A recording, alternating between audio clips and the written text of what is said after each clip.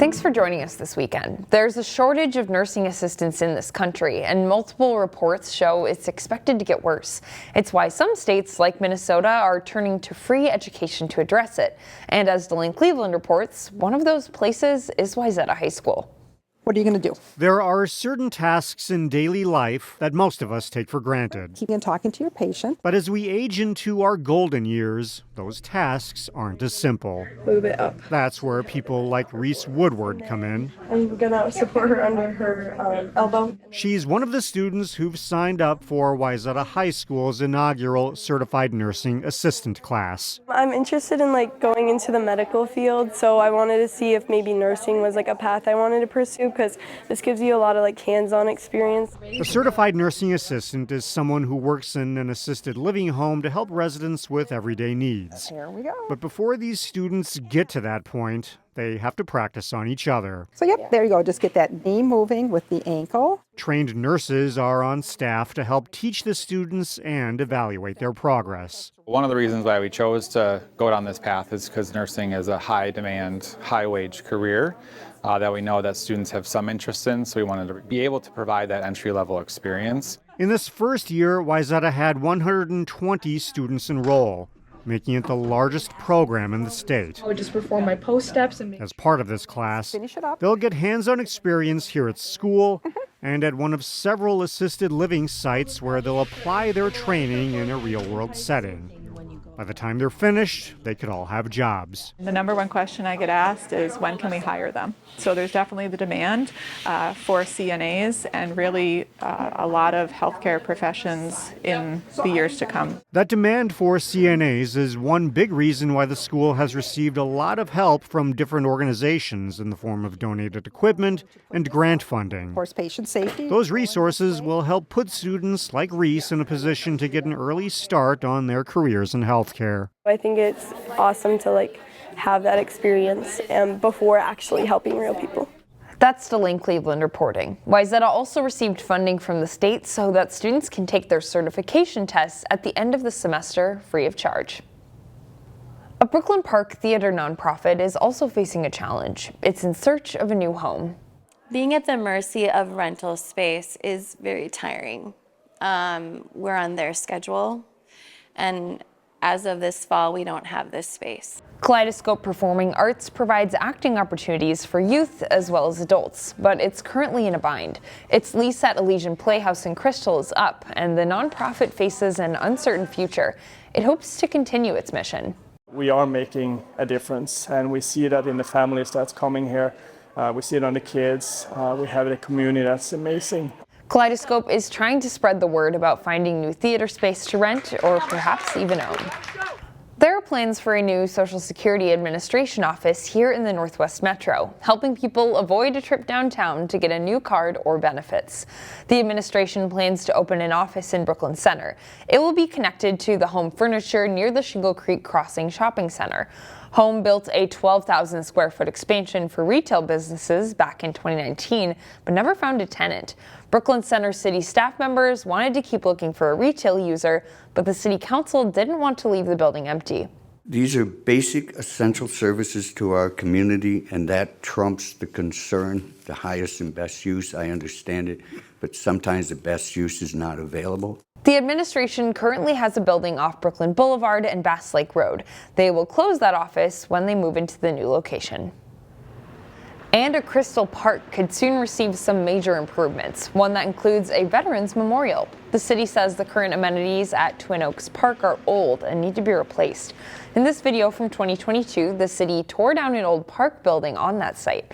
Plans call for a new play area, shelter, trails, basketball court, and Veterans Memorial along Bass Lake Road. The overall project would cost more than $700,000, but nearly $250,000 of that would be funded by Hennepin County grants. A Park Center senior has a lot going for her, including a scholarship to a prestigious university next year. This weekend, we meet Maria Pa, an international baccalaureate student at Park Center who has her eyes on the future.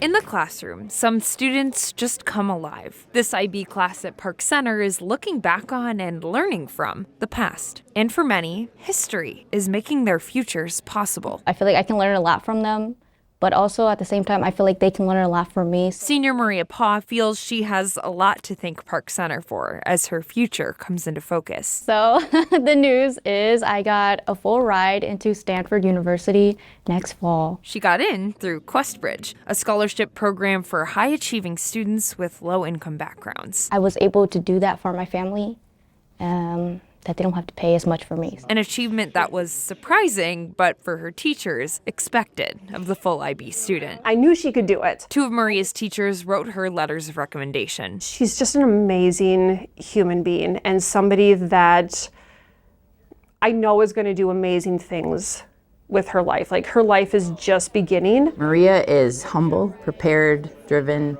really kind, helper, leader.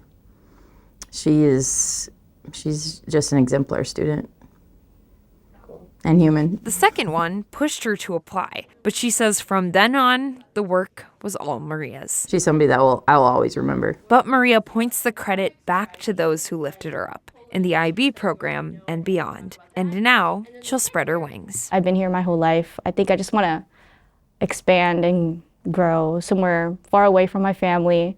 Maria plans to study English at Stanford.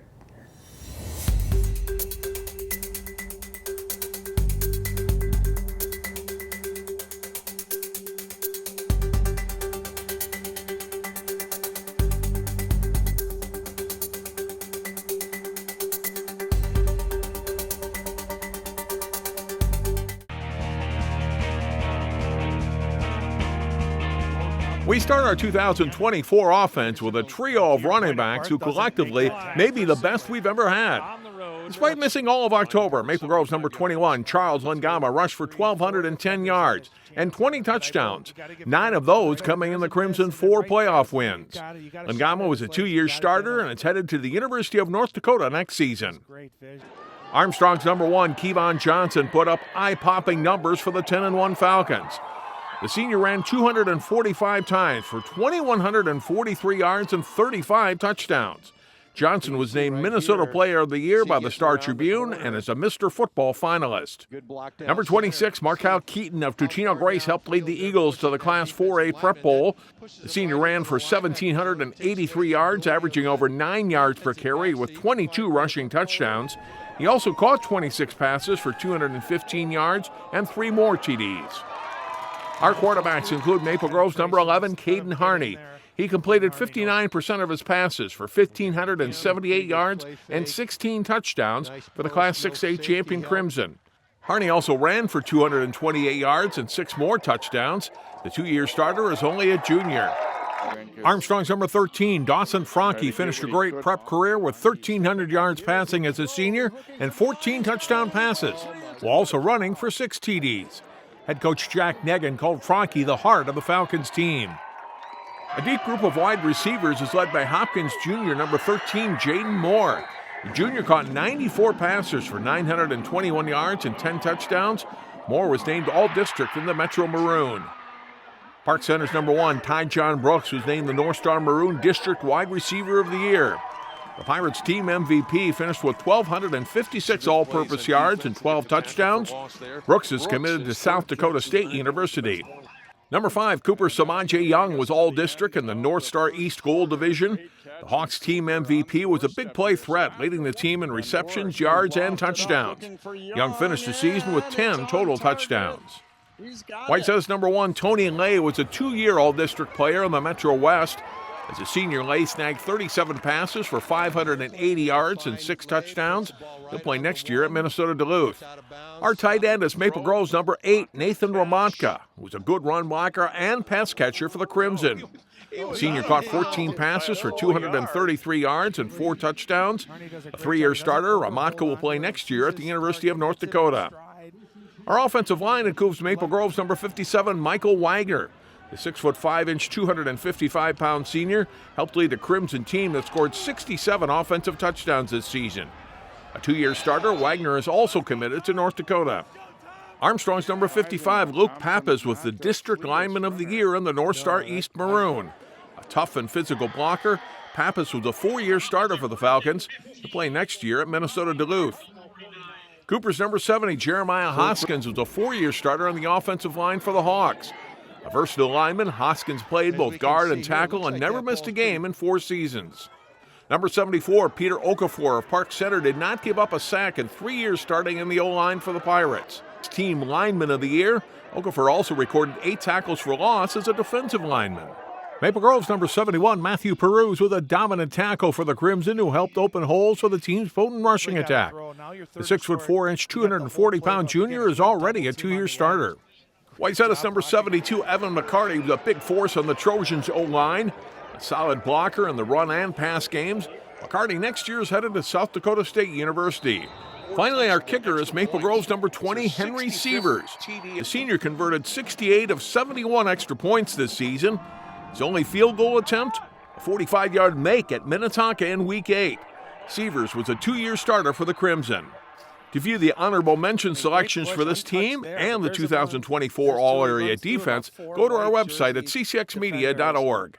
For CCX Sports, I'm John Jacobson.